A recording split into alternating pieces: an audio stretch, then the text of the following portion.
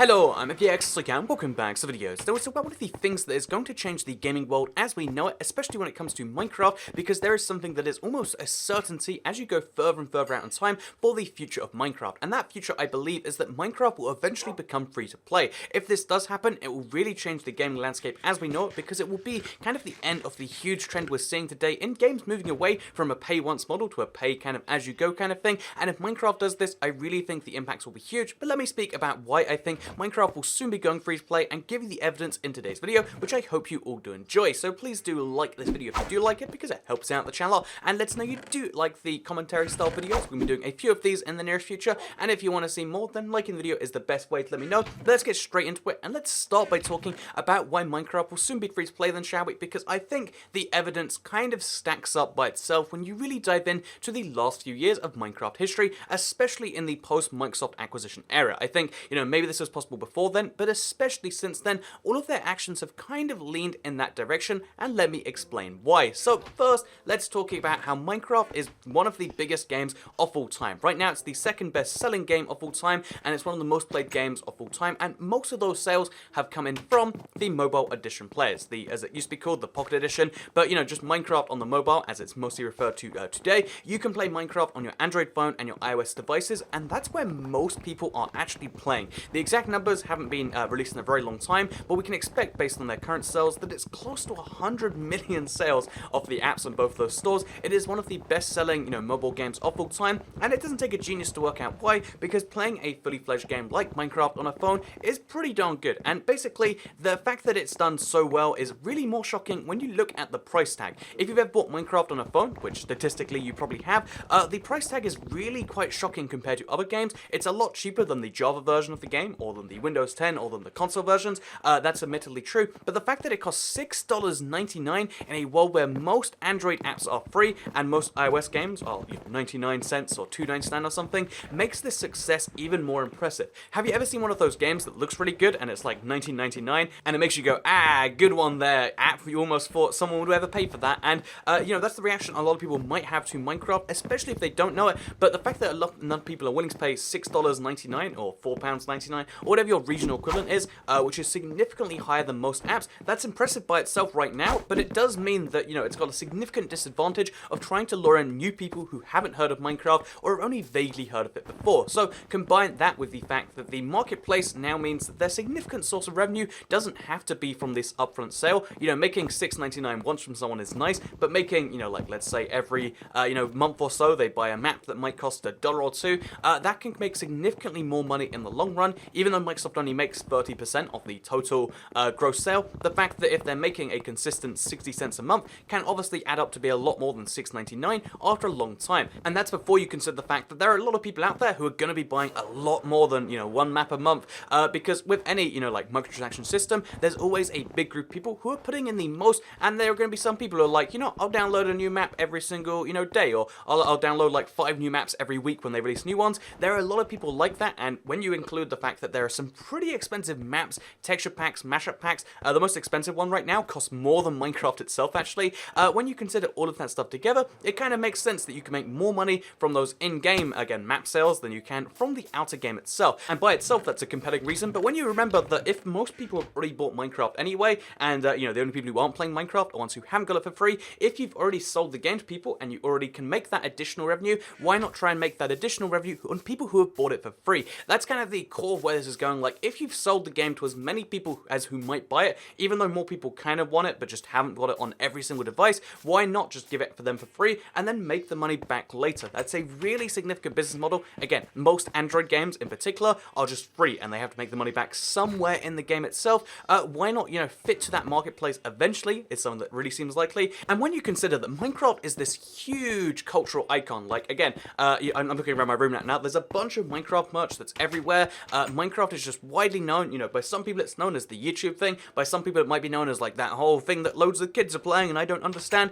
but the fact that Minecraft is known in all these different realms by all these different people, there's merchandise, there's like, there's a Minecraft movie even, there's, it's a huge thing going across everywhere. When you consider all of that together, it just makes sense that there's a lot of untapped market out there that don't care about it enough to spend $6.99, but might give it a whirl if it was ever released for free. And when you start to realize that that market is in the tens of millions, perhaps the hundreds of millions, then you start to realize where the big draw might actually come into that. So let me talk about why I think, even though this would be a money-making move, in the long run, why they haven't necessarily done it yet. And I think the first reason is obvious. There are still a lot of people buying Minecraft every single month. You might think, oh, it's a dead game because I haven't played it in so long, and if I don't play things, they're not alive anymore. You might think that way, and you might assume that the game is long dead, but lots of people are buying it every single, month and year, and, those, if it's only 1 million people a year, which is a lot more than, that still adds up to $7 million a year, and it's a lot more than that. So giving up that stream of revenue is something they're going to wait,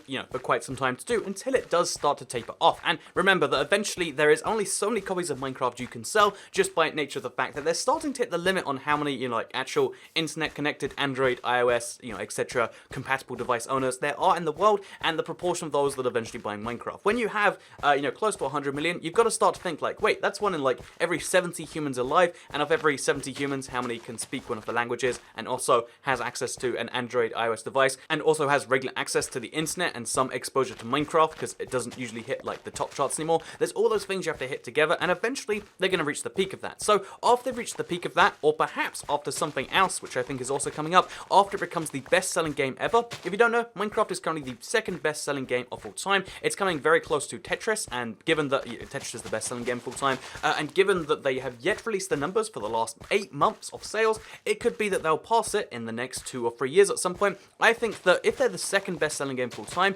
why muddy those waters and leave it as second best? Why not wait until they become the very best? I have no doubt that someone in the Minecraft sales department is like eyeing their sales like at all times, like, okay, we're 158 million, only like 18 million to go till we pass Tetris. It's just an inevitability that at some point soon Minecraft will become the best-selling game of all time, and that's where the the biggest publicity could really come from. Imagine, given that it will happen at some point, that you're in 2 years' time, Minecraft is the best-selling game of all time, and then they drop a huge bombshell out of nowhere. Again, I don't think they're going to ever announce this before it happens. They drop the huge bombshell that the best-selling game of all time, the game which all of these people have bought a copy of, they'll give out for free. They'll just decide, anyone can play this game, based on the fact that they're getting money from the marketplace. They have these actual ways to make the game free. That would be a huge deal. That would be a massive revitalization to Minecraft as well, because then, as well as the 70-ish million people who play Minecraft every single month, there'd also be a huge crowd of people who could try it for the first time and give it a whirl. One of the reasons that, again, I don't think people discuss this too much anymore, but the reason that people say like a Fortnite or a Roblox or whatever game you think is more popular than Minecraft is because they're free and anyone can try them.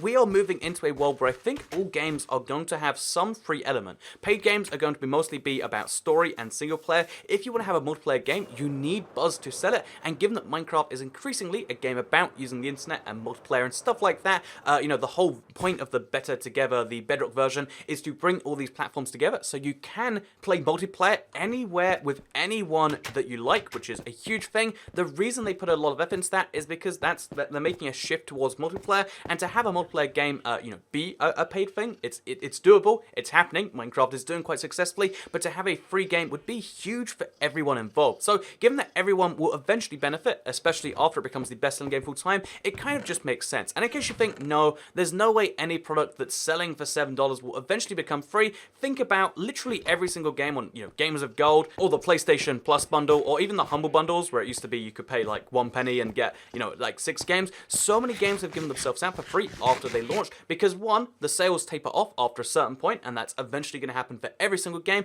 and 2, if you're making ongoing revenue, such as a Fortnite does, or such as, each Call of Duty game does, you can give them away for free and still make more money. It sounds weird, but giving away your product for free can be one of the best ways to make money, and in gaming, that's, again, something that's going to become more of an inevitability than anything else. And in case you think, well, all of those examples aren't Minecraft. Minecraft is special and sacred. Like, they would never devalue the brand of Minecraft or, make it seem like it's free after people have spent money on it. But think about it this way. Minecraft recently did a 99p trial on Android. So 99p is about $1.30 if you don't know. So literally, dividing the price by about 5, it was an insane trial they did on Android, and it was really successful. A lot of people downloaded it because 99p, why not give it a whirl, It's just one of those things. It makes sense. Like, if something gets a lot cheaper, why not give it a try? And the fact that they'd be willing to cut the price in 5, to kind of give it that little bit of a thing. 99p isn't quite free, but it's kind of close when you already cost, $6.99. When you consider the Xbox One owners got the free copy of Minecraft Bedrock, they could have charged for that, and if they wanted to make the most money, they would have charged, but they didn't want to make the most money. They wanted to, 1, integrate the community a bit better, and 2, have more people regularly playing. The same thing happened with the Xbox One owners from the 360. They made it close to free to upgrade from there. The same thing happened with Java owners to the Windows 10 version. They made it free if you own Java to get the Windows 10, and it's also happened with PlayStation Vita and PlayStation 3 and 4 before. This is a fairly common thing. Minecraft has given out their games for free. They've bucked the trend of, just trying to make the most money at all costs, which a lot of game developers try and do, and it's what kills series such as Call of Duty, when they just really milk it for everything it's worth. Rather than trying to do something like that, Minecraft seems to have the opposite attitude. Why not keep people happy? Why not, we can sacrifice some revenue here for revenue long term, and actually thinking long term about the future of the game is one of the reasons Minecraft has done so well. Again, especially since the Microsoft acquisition, there have been some things that as players are mildly controversial, but they're really good plans for the future, such as the integration between the store and the servers. Now you can buy anything on servers using mine coins, and that means that Microsoft gets a cut of any server played in Minecraft Bedrock, but it also means that the servers have this longevity because they're built into the game. There's like trade-offs of everything that's unpopular with certain people, but then has massive long-term benefits. Minecraft is a franchise they clearly intend to be one of the first forays into like, what if we had a game that lasted forever? And one of the key things about eventually trying to do that is foregoing one source of revenue, which is, the one, because if you want people just playing your game, the easiest way to convince them is to give it to them for free. Although they can charge, and they're getting away with charging, and a lot of people are enjoying, if I paid $7 for Minecraft on iOS, which I actually did way back, I got my value, and that's just one of the many versions of the game I own. Most people who play Minecraft now get their value, and when it becomes free to play, more people will get that value from the game that they desperately seek, and that is something that I think is one of the grand theories of the Microsoft Minecraft strategy. To maximize the game right now, while it's paid, while it's in its current form, to like bring it all together in this this general form, have a simple Minecraft brand, which is again going to be Minecraft Bedrock, then to eventually, again at some point, I imagine after it comes the best-selling game full time, there will be a little bit of a delay, a little bit of a lag, and then at some point they'll release it for free, and then they can attract a whole new market, and then for that whole new market they can try and upsell later. Think about Minecraft merchandise and just how high the profit margin on it all is. I've had so many people tell me like, really, it's $25 for this? Where is the price in that? And it's just like, yeah, Minecraft merchandise, it's expensive. They make a lot of money on it. Minecraft microtransactions in the store, even though not many people purchase them right now, it's still a significant maker of money for Microsoft. They announced they made $1 million in the first 3 months alone, and that is a number that's only going to be going up. There is a significant amount of money to be made outside of just selling the game to people, and I think this is not only the future of Minecraft, the very cleverly put together future by Microsoft, which again, I think it has some flaws, some holes, but I think it's a clever business strategy, and I think at the bare minimum, you should appreciate that. It's a clever way to make money. Instead of like trying to make money in the traditional way, why not make money in all the additional stuff after that? Everyone expects you to make money on the game, so why not give it to them for free eventually, and then make the money on every single thing else? And I think compared to every other free-to-play game, this is actually amazing. When you compare every other FTP game out there, all it is you pay at some, you can play to a certain point, then you have to pay absurd amounts if you want to be competitive, or you want to do well. Think of Clash of Clans or Battle Royale, or whatever.